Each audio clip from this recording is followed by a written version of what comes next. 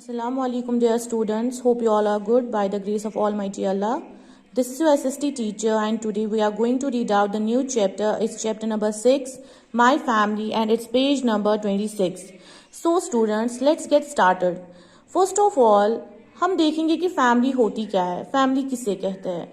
Family कहते हैं परिवार को। जैसे आपके घर में मामा पापा भाई बहन और सारे अंकल वगैरह साथ में रहते हैं, हम उनको फैमिली कहते हैं, यानी एक परिवार कहते हैं।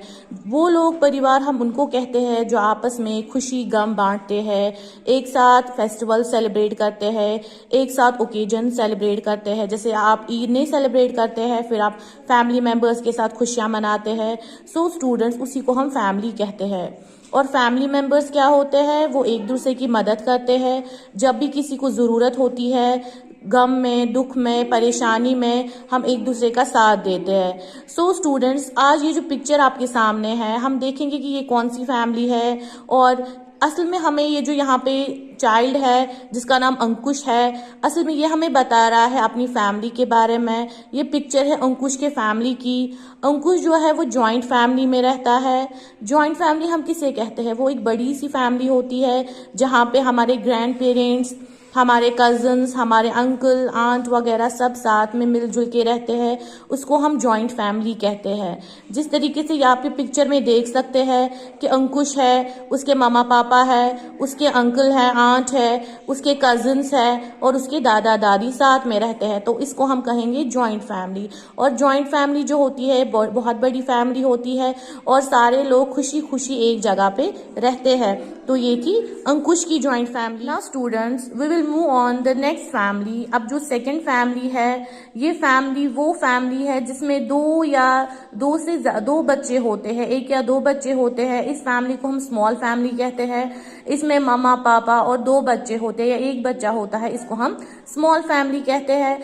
For example, this is Riya, she lives in a small family. ये जो गर्ल है, हर नेम इज रिया और ये स्मॉल फैमिली में रहती है, यानी इसके घर में सिर्फ पापा है, मम्मा है और उसका भाई है और वो खुद रहती है। So this is known as a small family.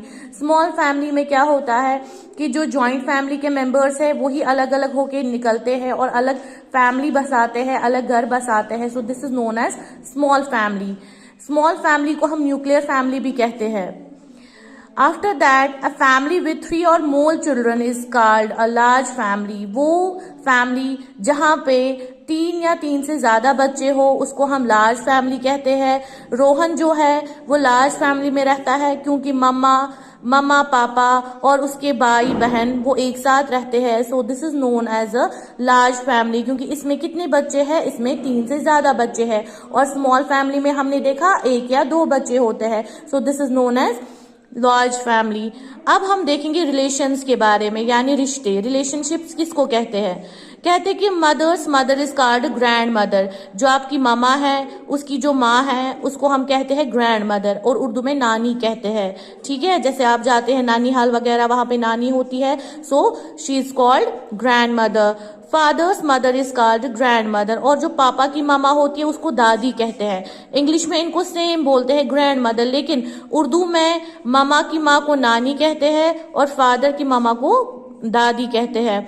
अब जो आपके फादर के फादर होते हैं उनको ग्रैंड फादर कहते हैं, यानी दादा। लेकिन जो आपकी मामा के फादर है उनको भी ग्रैंड फादर कहते हैं। लेकिन पापा को हम दादा कहते हैं और मामा के पापा को हम नाना कहते हैं। और जो बच्चे होते हैं उनके अंकल्स आंट्स के जो बच्चे होते हैं ना, जैसे आपके चाचा के जो बच्चे हैं, ठीक है, आपकी पुफी के जो बच्चे हैं उनको हम कजिन्स कहते हैं। या आपके मामू के जो बच्चे हैं या आपकी मासी के जो बच्चे हैं उनको क्या कहते हैं? कजिन्स कहते हैं। ठीक है, जैसे चचेरे भाई है, मसेरे भाई है, उनको हम कजिन्स कहते हैं।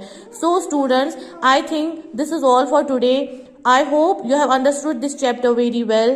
So मिलते हैं अगली वीडियो में। Till then, Allah Hafiz and stay blessed.